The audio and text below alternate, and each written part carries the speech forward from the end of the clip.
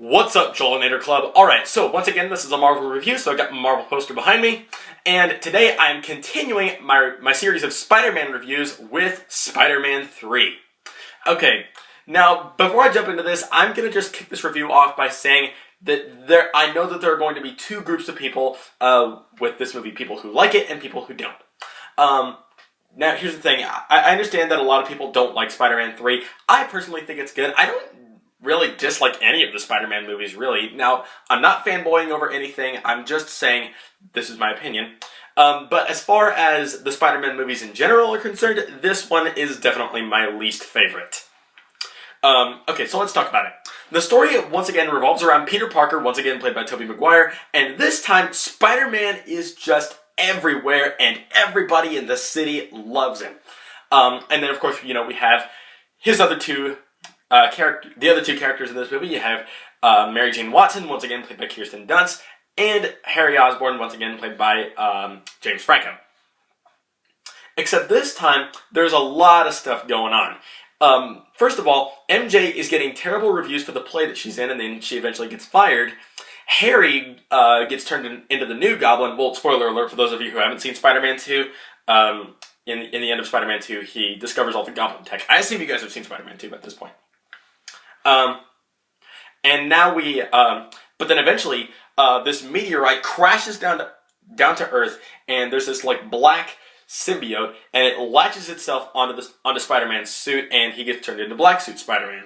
Now, if that wasn't enough villains, we also have two more: Sandman and Venom. Okay, so starting with Sandman. Sandman in this movie is played by Thomas Hayden Church, and I personally thought his portrayal of the character was pretty good. However, the thing that I didn't like about his character was the fact that they say that he was the one that killed Uncle Ben. Okay, it's sort of like one of those things that I have with, like, for example, Bruce Wayne's parents. I know that you guys probably say I shouldn't be comparing Marvel to DC, but still, they're superhero movies. Give me a break. I like the identity of this killer to be like a mystery. I know in Batman Begins that they say the killer's name. His name's Joe Chill, but he doesn't turn out to be any of Batman's villains or anything. Excuse me. But in this movie, it turns out to be one of Spider-Man's main enemies. So, But with that out of the way, I do love, the whole effects that they do with Sandman. It's actually pretty cool. But then we get to Venom, and I'm just going to say it right off the bat, I like him. Okay? I do have one gripe with him. I have one gripe with Venom, and that is the fact that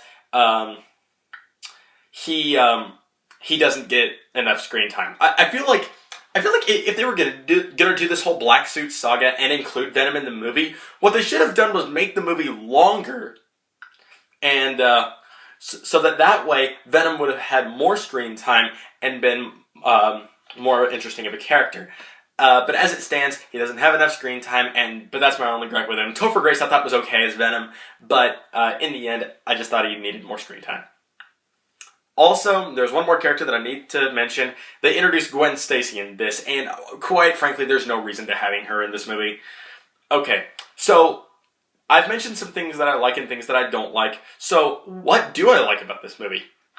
Well, for one thing, I just want to mention one more thing that I don't like. I don't like the look of the black suit in this movie. Hold on. If you can see it, hold on. It switched. There we go. You can see it now. It doesn't really look like the black suit in the animated series or the comics. For those of you who have watched the animated series, it looks the same as it does in the comics. What I feel like it should have been like this black tar sheen over this existing costume. I didn't like the fact that it had like all this like silver webbing. Excuse me. Pardon me, guys.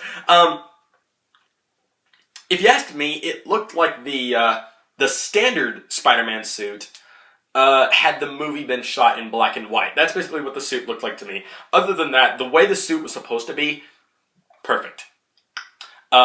The action in this movie, definitely some of the best action in any of the Spider-Man movies. I definitely enjoyed. I would say my favorite action scene is the fight between Black Suit Spider-Man and Sandman in the subway. It's very cool. I loved it when I was a kid. I still love it now. However, what do I think this movie deserves? Okay, I don't think it deserves all the hate that it gets. I think this movie is decent. I think it's a good movie. It's definitely not the best, but it's a good movie. If you want more of a what I think should be done with Spider-Man 3, go watch Chris Stuckman's review of this movie. He did an entirely... he mentions that he wrote up a new ending, new plot, all that kind of stuff. So if you want to see what I think should be done to Spider-Man 3, watch his review and then come back and let me know what you think. But as it is, Spider-Man 3, it's a good movie. Not my favorite, but I would say it's a movie that would be kind of nice at matinee price. Alright guys, so post your comments below. Let me know, what do you think of Spider-Man 3? I know it's going to be completely split as far as what people think of it. Do you like it? Do you not? And if you like it or hate it, for whatever reason, go into it a little bit, because I know that there's going to be some divisive, differing opinions as far as this movie is concerned. Regardless, post your comments below. You guys are the best, and as always, thank you all for watching, and if you like this, like, comment, favorite, hit that subscribe button, and join the Jolinator Club. Chest bump.